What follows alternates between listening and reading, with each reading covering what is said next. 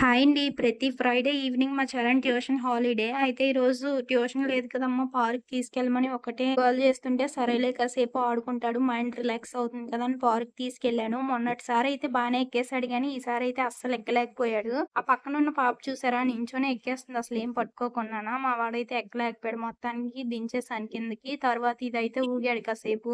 అది అంటున్నాను కదా! యెస్, మీరు అనుకునేది నిజమే. నాకు వీటి పేర్లయితే తెలీవు. పార్క్‌లో మొత్తానికి నాకు తెలిసినవి రెండే 2 పేర్లు. ఒకటేమొచ్చి జారుబల్ల, ఇంకోటి ఉయ్యాల. ఈ రెండే తెలుసు. మిగతా వాటి పేర్లు తెలీదనమాట. అందుకోసమనే అది, ఇది అని మేనేజ్ చేస్తున్నాను. మరి మీకెవరికైనా తెలిస్తే కమెంట్ చేసేయండి వాటి పేర్లు.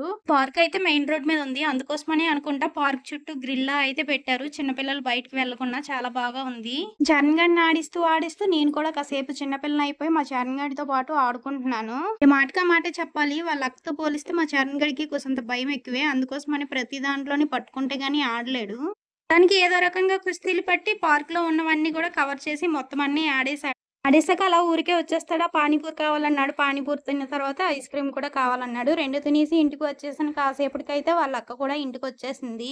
మేము పార్క్ నుండి ఇంటికొచ్చిన తర్వాత కొంచెం వంట చేయాల్సుంటే వంట చేశాను. అన్నం ఒక పక్కన, గుడ్లు కూర ఒక పక్కన చేసేసాను. తర్వాత పిల్లలు మ్యాగీ అడిగితే వాళ్ళకి కూడా మ్యాగీ చేసి ఇచ్చేసాను. వీడియో నచ్చితే ఒక లైక్ చేసి, అలాగే మరిన్ని ఇలాంటి వీడియోస్ కోసం మన ఛానెల్‌ని సబ్స్క్రైబ్ చేసి ఫాలో అవ్వడం అస్సలు మర్చిపోకండి. Thank you for watching. By by.